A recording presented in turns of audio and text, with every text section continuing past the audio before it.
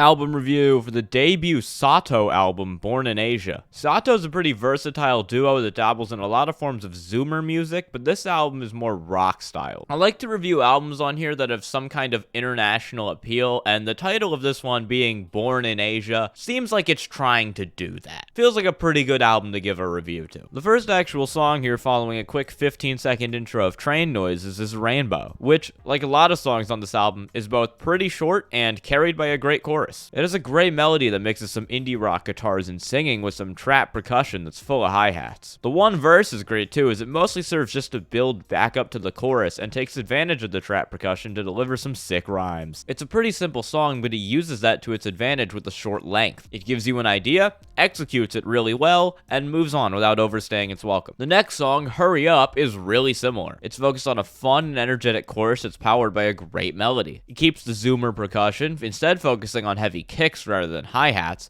and builds upon the rock bridges and verse buildup of Rainbow. This kind of repetition and similarity between tracks would typically be a problem for an album, but I think SATOH find a good balance here. It's 10 songs, 11 if you count that intro, and it's just 25 minutes long. Because of that, it's able to keep a lot of those songs short and to the point. There's not a whole lot of wasted time here, as SATOH brings you back-to-back catchy melodies and really fun choruses. The next song, Shake JP, is a bit more of a fleshed out, typical rock song, however. It's more normal in terms of the song length and the progression, but it still definitely has a distinct sound to it. The chorus is great again with another catchy melody, and SATOH's fresh sounding blend of rock, rap, hyperpop, and normal pop elements is at a peak here. If I had to come up with an equivalent Western sound, it'd probably be something like Gene Dawson and the way he's able to blend so much different stuff together in an effortless sounding way. I think the band makeup of SATOH also plays a role. It's only a two-person group with a guitarist and a singer, leaving them free to get really creative with how they fill in the drums and bass and every other part of the song. It's a freedom that a more typical rock band doesn't get, and SATOH is able to run with on songs like Shake JP to great effect. This is probably the best intro to their sound on the record if you just want a taste, and it's another good song. 7 is the next song, and it's a perfectly fine one, albeit my least favorite on the record so far. It's still got a good chorus, but overall the song is a lot less energetic, which leaves me wanting more throughout the verses. The song just feels a little empty outside of that chorus, even though the little rap breakdown is a nice change of pace. It's still fine, just not as catchy or memorable as the first couple tracks. However, this gets immediately contrasted by On Air, which is my favorite song on the album.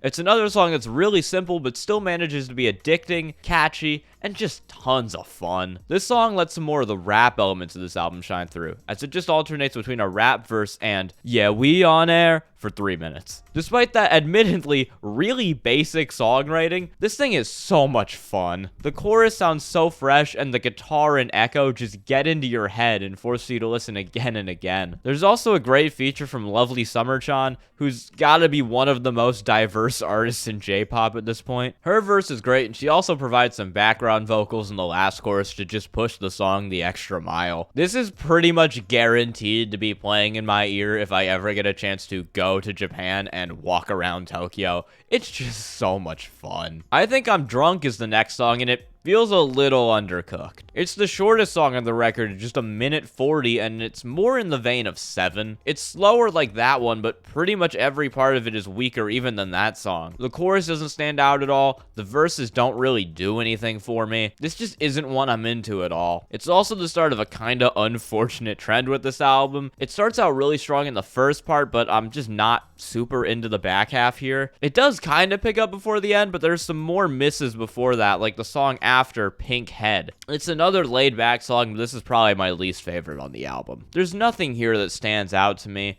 It just feels like overly smooth, I guess. It kind of goes in one ear and right back out the other, and it's just one kinda okay sound for like 2.5 minutes. Not a fan. Hate Bones also isn't as good. The first 2 minutes of this song kind of feel like a continuation from Pink Head where there's not a lot happening. The feature from Kwando, this is the second straight review Kwando has showed up in, by the way. Also does nothing to break up the monotony of this song. Like, even the ending buildup is kind of weak for me because it's ruined by some really annoying drums that are mixed far too loudly. The next song, Everything, is better though. It's one of the hardest songs on the album with some real hyperpop vibes, especially in the distorted vocals and the loud compressed chorus. The melody here isn't quite as catchy as some of the ones at the beginning of the album, but it's still plenty of fun. It's also made unique by the distortion and the crushed drums. If nothing else, the song really stands out from all the others on the album, and it hits hard enough to snap you out of the slump of the last couple songs. Finally, the last song, Tokyo Forever, is a return to the form of the earlier songs on the album. It's kinda similar to On Air with its repetitive and simple yet still super catchy chorus, but the rest of the song takes more influence from the first couple, like Rainbow. It's got those verses again that feel more like build-ups to the chorus than anything else, and it's built around just simple fun. It's a pretty fitting album closer as it takes the best parts of a lot of the earlier songs and ties them up in one neat package. It's pretty sick. So that's Born in Asia. It's an album that I feel tries to go less with a conventional Japanese rock approach and instead blends better into like the genreless indie scene that's been growing in the West recently. SATOH is a band I could see blending into that scene with artists like the aforementioned Gene Dawson and Paris, Texas and Junior Varsity. And there's a lot here that I think could appeal to that group of fans, me included.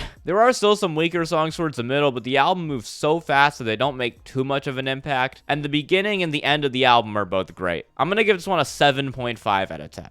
Like, comment, sub. I'm doing this instead of making college scholarship applications, and my dad is getting mad at me over it. Bye!